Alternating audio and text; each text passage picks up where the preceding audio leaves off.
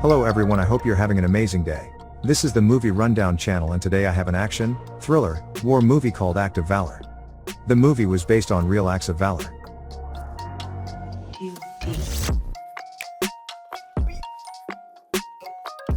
Please help us out by liking this video and subscribing if you want more videos like this one. SEAL Team 7 is now doing a Halo training jump from an aircraft near San Diego. Halo stands for high altitude, low opening. That means that military special forces teams will jump out at a high altitude, generally 30 to 40,000 feet, and they'll free fall to a much lower altitude, as low as about 800 feet above the ground, before they deploy their parachutes. The next scene is now in the Philippines. Ice cream van driver Abu Shabal is racing through traffic to get to his last destination. Wearing a medical mask conceals his identity. A young Asian woman sits in the rear of the vehicle. Despite the fact that she's sweating, it's not because of the heat. In front of them are schoolchildren. To get into school, Shabal manages to bring in an ice cream truck, and the schoolchildren rush to get their hands on some ice cream. A black Mercedes, with US diplomat plates pulls up to the front gate of the building. The US ambassador comes out of the Mercedes and greets his son. While the young Asian woman tries to serve ice cream, Shabal plays with the schoolchildren. In the presence of the US ambassador's son, the son inquires as to whether or not he may have some ice cream. In agreement, his father makes his way towards the ice cream truck. Shabal acknowledges the woman with a nod. He starts to walk away. An explosion in the ice cream truck kills the ambassador and his son, along with scores of other schoolchildren, including a security man standing nearby. A scream and a toddler emerges from a fire, covered with burns. The scene cut to a bar in the US. Lieutenant Rourke and the Special Operations Commander, Dave, are sitting together. Rourke tells Dave that his wife is pregnant with their first kid, and he wants to keep it a secret while they're having a drink. When Dave realizes what's going on, he tells everyone in the pub that Rourke is expecting a child. This will be the last time they see each other before they have to go again, so Rourke encourages Dave to bring his family down to the beach to have fun together. Rourke will even teach Dave how to surf. The scene cut to Costa Rica. Morales is administering an injection to a youngster inside a medical tent when two vehicles arrive. As Cristo goes up to the children in the clearing, handing them candy. Morales and Cristo both grin at one another when they see each other. Walter Ross and Morales had a meeting. Like Ross, Morales is also a CIA asset. As a powerful narcotics trafficker, they've been keeping an eye on Cristo. Ross and Morales play Scrabble in her hotel room as she waits for the Chinese dinner she ordered. It appears that the delivery man is at the door, so Ross goes to open it. A shot was fired at Ross as he opened the door to pay for the food. Ross is dead, and the men rush into the room for Morales. Before she is restrained, Morales grabs her revolver and shoots one of the assailants. Once she's knocked unconscious, they roll her up in the carpet and take her outside to be retrieved by others. They drive away with her in the back of the vehicle. The scene cut back to the US. More Navy SEALs are introduced. Their sniper, Wyme, won a Bronze Star. Ray, the company's radio man, received a Silver Star. Sonny, the person in charge of the explosive ordnance disposal. AJ, is an ex-Muay Thai fighter. A veteran of more than 2 decades, Mikey. Finally, they have Miller, their senior leader and the guy in charge of everything. Before they leave, Rourke tells his company to get their lives in order before they go. They must remain totally concentrated on the goal in order for everyone to return safely. Rourke says his last goodbyes to his wife the following day. He suggests the name James for their unborn son. She breaks down and sobs as he walks out the door, terrified that he may never return. In Mexico, Morales is battered to within an inch of her life and hanged up by her hands. Swelling in her right eye has caused it to close. Her torturer enters with a phone in hand. But Morales begs to stop, explaining that she is only a doctor from Mexico. As Morales is talking on the phone with Cristo in Ukraine, Cristo informs her that he is aware of her true identity and needs to start communicating. In Cristo's instructions, his guy is told to keep Morales alive and only call back when she speaks. A briefing on Ross' assassination and Morales' capture by Cristo is given to the SEAL team by Miller. Morales had been looking into Cristo's connection to Abu Shabal, the guy with the ice cream truck. He is a high-value target responsible for the school bombing in the Philippines. To find out what Morales knows, they must rescue her from her captors. The team is on board a jet and ready to make the jump. Their jump went fine, and as soon as daylight breaks, they'll be prepared to pounce. 2 US helicopters carrying boats and soldiers set out towards the water in the early morning. Once the boats carrying personnel are dropped, the helicopters take off. They will assist the SEAL team in rescuing Morales. The SEAL team first made it to the camp where Morales was locked up. When Morales, who has been subjected to even more abuse, begs for the torment to end, it's as though she's about to die. Her torturer ignores her pleas and continues to inflict pain on her hands. The SEAL team can hear her screams. Dave calls the squad and says, before it's too late, they've got to go in. Rourke and 3 other men go into the river for safety reasons, but Wymie and a spotter remain on the shore. One of the men leans out of the water, approaching an enemy with only his hands above the water surface. Wymie kills the enemy with a single bullet to the head, and the other soldier in the water easily disposes of the body in the water. Meanwhile, Rourke's men are going to do a thorough search of the area, taking out more enemy security guards at the tower and the gate. The camp goes into a state of fear as a few cartel members discover the SEAL inside their building. Mikey and his men went inside a building. He gets shot and falls to the ground while Rourke and Wymie clear the camp. A gunfight erupts in the room. They track down and took out Morales' torturers. While one SEAL searches for a mobile phone on the torturer, the other prepares Morales for transport. It's time for Morales and Mikey to leave the camp now. Wymie and their spotter have realized that the 2 enemy vehicles are on their way. Outside, Rourke, a wounded Mikey, Morales, and the rest of the team, boarded a vehicle and started sprinting out of the camp. Wymie and his spotter with an M72 Law destroyed one of the trucks. They're still in a mad dash to get out of here. Mikey, who had been assumed to be dead, suddenly woke up screaming. More troops from the drug cartel begin firing at the vehicle, and the SEALs fire back, killing many of them. The SEAL summons the 2 boats for a hot extract. They eventually make it to the river as their backup comes, shooting the cartel with multiple miniguns.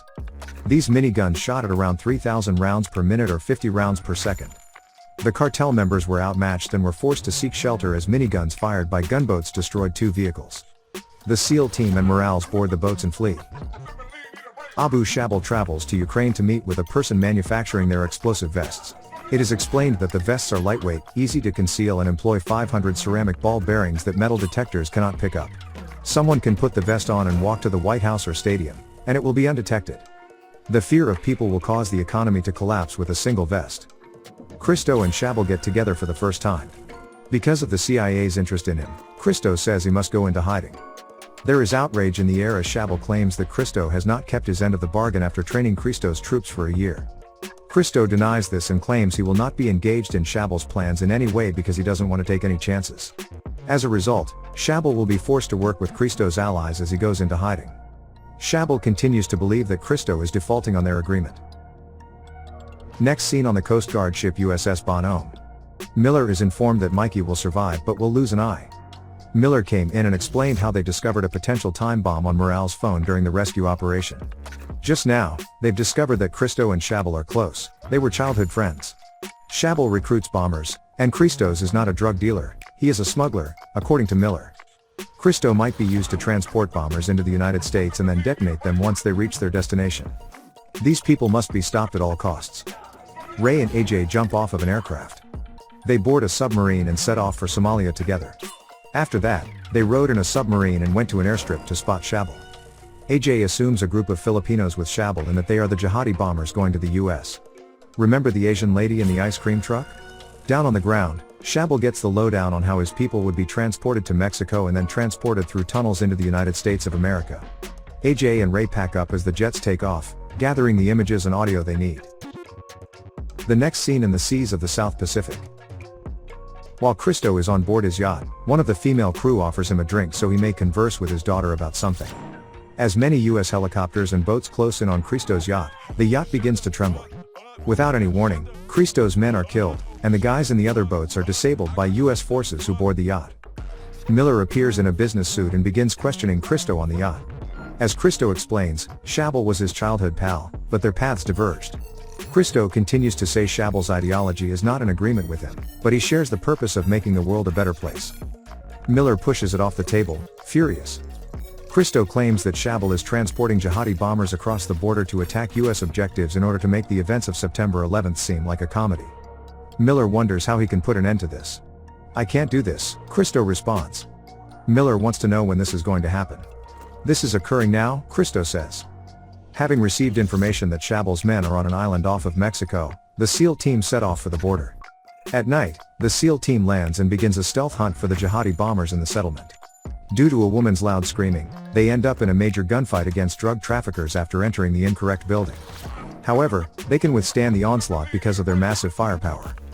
As fate would have it, the RPG that hit Dave in the chest turned out to be a dud, and the SEALs escaped with minor injuries. They grasp the seriousness of the issue when they find some of the vests. Midway through the operation, they learn that they have not captured all of the bombers they were chasing. Shabal and the rest of the bombers had already taken off. Shabal is aboard a boat, dispersing his bombers' targets throughout the world. The Las Vegas Strip is one of their targets.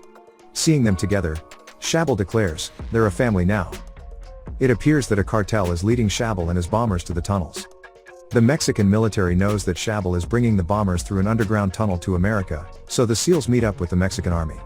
Despite this, a Mexican military squad captain said that the drug cartel would do all in their power to defend Shabal. There will be new foes to contend with, and the soldiers must be prepared. Small dump trucks transport the SEALs and Mexican troops to the tunnel. When the bombers were about to leave for the tunnel, the SEAL burst into the complex of Shabal and his henchmen. To get to Shabal, the SEALs and Mexican troops engage in a fierce confrontation. Shabal tells one of his bombers, a woman, to remain behind and try to get some of the SEALs, promising that she will see her husband again in paradise. Rourke and Dave work their way through the building until they find the one where the woman is. She sheds a single tear. When the woman clicked the button, Rourke screamed bomb, and dragged Dave away from the door. David and the rest of the team proceed cautiously forward inside the warehouse. Suddenly, a guy on the top floor pulls the pin on a grenade and throws it at the SEAL. When Rourke sees it, he makes the ultimate sacrifice since he has no time to dispose of it. With his entire body, he shields the others from harm. He was fatally wounded. All of the other people stare in disbelief as Dave yells in horror. Ray came in and said, "I got him," allowing Dave to go after Shabal and the rest of the bombers. The cartel promises to protect Shabal and his comrades at the tunnel's entrance. Dave is ambushed by Shabal and receives multiple gunshot wounds. As a result, Dave's eyes become hazy and red. Somehow, he manages to reload his pistol and observes one last bomber attempting to flee via the tunnel's opening. He could lift his gun and shoot the bomber while he was running to the tunnel. Shabal slowly walks up to the wounded Dave to finish the job. A shot was heard off camera. It was another SEAL taking out Shabal. Commanders are informed that Shabal and the bombers have all been killed and that Rourke and Dave have been wounded. Rourke's funeral takes place back home in the United States of America. After surviving several gunshot wounds, Dave is now in a wheelchair due to his injuries. Rourke's wife receives the American flag and the flag that his father wore on every mission and carried with him. Rourke's SEAL comrades salute him by stamping tridents into his coffin. Silence falls over Dave as he stands beside the coffin of a buddy. Dave provides the narrative. Rourke's wife reads a letter her husband wrote to her and their child before he died. And because of his father, an ex-warrior, he said his son has the right to do whatever it takes to be a worthy man in his own eyes. The letter tears Rourke's wife's heart. She gives her child a tearful grin as she remembers her husband, knowing that at least their son will carry on his legacy. She put the letter on top of an American flag that belonged to Rourke's grandfather, who too was a soldier and died in World War II. In the last scene, Dave is last seen alone on the beach on a surfboard.